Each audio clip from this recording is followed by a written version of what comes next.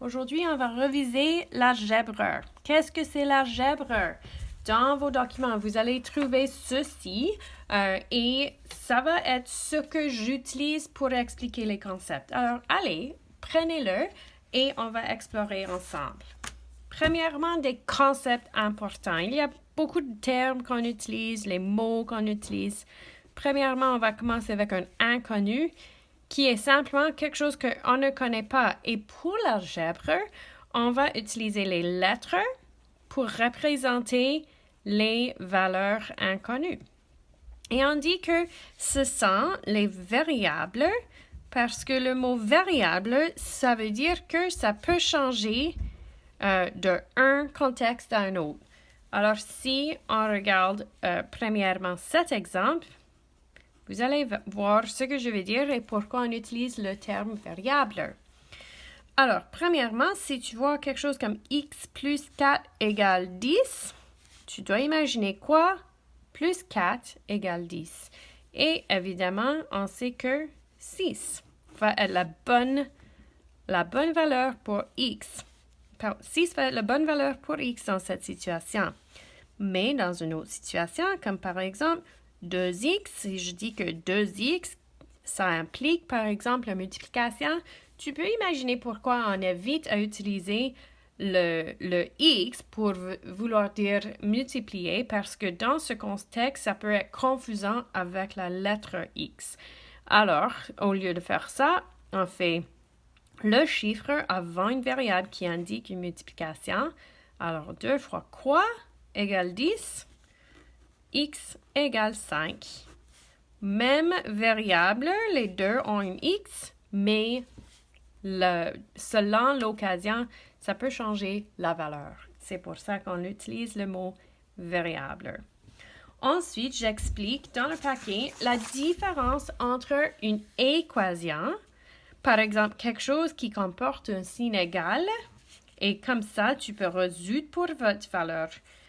Comme ici, tu vois qu'on trouve que x égale 6 parce qu'on a une phrase qui nous indique ce qui est égal à une autre chose qui comporte une variable. Mais on peut aussi avoir une expression. Et quand on a des expressions, tu ne peux pas trouver la valeur exacte si tu n'es pas donné le montant qui est la variable. Dans ce sens, dans ce cas, on voit que n est notre variable, mais on ne peut pas résoudre des choses parce qu'on n'a pas de signe égal. On peut seulement résoudre des expressions lorsqu'on a une valeur pour n. Alors, une différence, si je te donne 7 moins x égale 10, tu dois imaginer 7 moins quoi va donner 10. Ceci va nous ramener à notre travail en nombre entier. Mais pour regarder cette question, ce qu'il nous faut, c'est de simplement soustraire 7 des deux côtés. Comme ça, on va avoir presque x qui égale quelque chose. So, attention ici, ça donne 0. Mais on a quand même un moins x. C'est important de travailler de façon verticale aussi.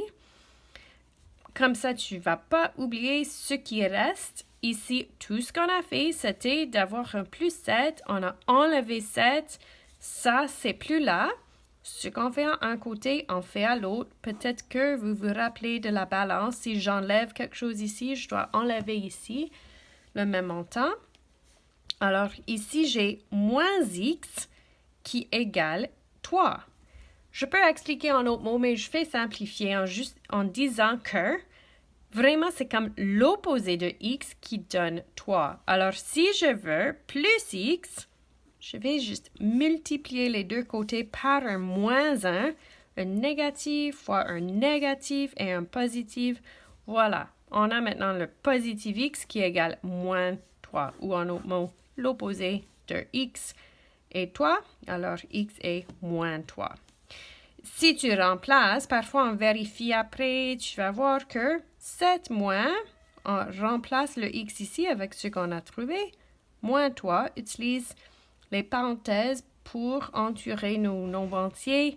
Et là, on voit que 7 moins 1 moins 3 devient plus 1 plus 3, parce que ça, c'est une des règles qu'on a appris. Et là, on a 10 qui égale 10. Ça veut dire qu'on a bien fait notre travail parce que ça fonctionne bien.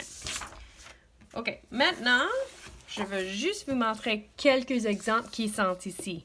Juste pour montrer comment ça va quand vous allez résoudre. Imagine ici que c'est un plus 2. Et prenez la feuille, faites cet exemple maintenant. Pour avoir n tout seul, je dois enlever 2 des deux côtés. Et voilà, n égale 15. Ici, t moins 6 égale 10. Alors, pour trouver la valeur de t, je vais ajouter 6 aux deux côtés pour avoir t qui égale 16. Ensuite, j'avais 4n qui égale 20. Si j'ai 4n, alors ça indique 4 fois n. Alors, je vais diviser les deux côtés par 4 qui va me donner un 1. Ça, c'est une chose magique qu'on va faire beaucoup dans cette unité, c'est créer un 1 parce que 1 fois un variable, quoi que ce soit, va donner simplement celui-là. Alors, c'est bien utile. Comme ça, tu vas juste avoir n qui égale quelque chose. Et ensuite, à ce côté, 20 divisé par 4 nous donne 5. Alors, n égale 5. Celui-là est un peu intéressant. Si tu n'aimes pas cette idée de diviser là, tu peux penser plutôt à multiplier les deux côtés par la valeur de b. Alors, comme ça, tu crées un 1 ici. b divisé par b est 1. N'oublie pas que les nombres entiers peuvent être mis sur 1 et comme ça, tu crées cette fraction qui peut se simplifier à 1. Alors, 250 égale 5 fois b. Qu'est-ce qui est alors la valeur de b? C'est 50 parce que 5 fois 50 nous donne 250. Maintenant, le plan cartésien. Ça, c'est la prochaine chose qu'on va étudier et c'est vraiment pour mettre notre information dans un contexte visuel. Ça va vraiment nous aider pour voir les relations. Et quand tu as des équations linéaires, ça, c'est toujours quelque chose qui peut être mis sur un plan cartésien pour être capable de visualiser la situation.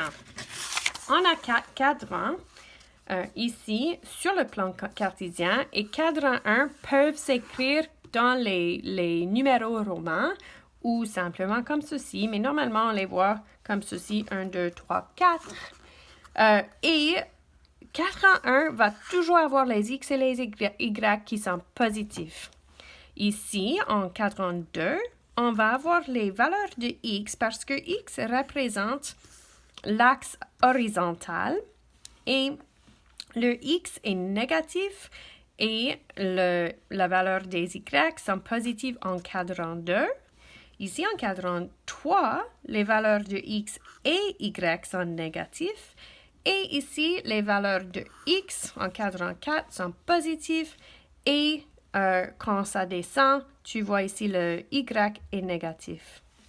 On peut mettre maintenant les points donnés ici. Comme tu vois, on a A qui se trouve, premièrement, tu fais l'axe horizontal à 5. Ensuite, on monte à 7. Ça va nous donner A. On crée un point et on écrit la lettre à côté. Pour B, tu fais moins 4, axe horizontal en première. Et ensuite, on monte pour avoir B à moins 4, 8. C'est comme ça qu'on appelle ce point. On continue, C est moins 9, moins 2. Les deux sont négatifs. D, c'est plus 6, moins 3. Et on a maintenant deux cas différents. J'ai dû le changer dans votre feuille, ça devrait être correct. Ça dit si la valeur de x est 0, ça tombe sur l'axe des y parce que, regarde, on ne va pas aller dans les deux sens, positif-négatif. On reste tout droit au centre pour la valeur de x. Alors, tout ce qui arrive, c'est qu'on bouge sur l'axe des y. Et on peut monter ici à 0,5 par exemple, parce que la valeur de x est 0, on monte pour y jusqu'à 5. L'opposé est vrai ici. Quand la valeur de y est 0, ça tombe sur l'axe des x et alors on a f qui se trouve à 10 parce qu'on doit commencer avec l'axe horizontal, ça nous donne 10, mais maintenant on va pas bouger en haut et en bas. On va maintenant regarder comment on peut les utiliser pour les équations linéaires. Alors, les équations linéaires comportent deux variables, un x et un y, qui va avec les deux axes. On regarde la relation y égale 2x. Ça veut dire qu'à chaque fois qu'on a un x, on doit le doubler pour trouver sa valeur y. Par exemple, ici, quand x égale moins 4, le double de cela, c'est moins 8. Alors, quand x égale moins 4, tu l'insères ici, 2 fois moins 4 égale moins 8, etc. Et quand je les mets ici, tu vois que on place un point ici qui correspond avec ceci. Ensuite, on fait moins 3, moins 6 et moins 2, moins 4. Alors, petit à petit, tu vois la relation se développe et là, tu peux continuer les points. Tu peux en fait créer une ligne droite en attachant les points. Alors, je vais poser ma règle pour créer une ligne droite avec les flèches sur les deux bouts, et ensuite, tu vois comme ça la relation qui continue à l'infini parce que c'est comme ça que ça fonctionne avec les équations linéaires. Ça peut continuer à l'infini. Pour chaque valeur de x, il y a une valeur d'y. Maintenant, la pratique. Ça va être à vous de faire cette partie pratique où vous posez ces valeurs et ensuite d'essayer ici le tableau en traçant les points qui va avec l'équation donnée ici. Alors, juste pour vous donner un exemple, tu fais moins 3 fois moins 3 ici pour vous donner un plus 9. Alors, le premier point va être quand x est moins 3, alors y est 9 comme ça, et tu continues à mettre les points jusqu'à ce que tu vois une ligne qui se développe. Ensuite, tu peux attacher les lignes. Faites-le pour les deux ici. Et finalement, défi. Ceci, c'est des choses qu'on va faire cette année. Je veux l'équation qui va avec cette situation. Alors, j'ai donné la table de valeurs. Il faut les mettre ici et essayer d'imaginer y égale une valeur fois x et peut-être plus ou moins une autre valeur. Ça, c'est le système. Une multiplication peut-être ici et un plus ou un moins une autre valeur ici. Essaye-le, voir si tu arrives.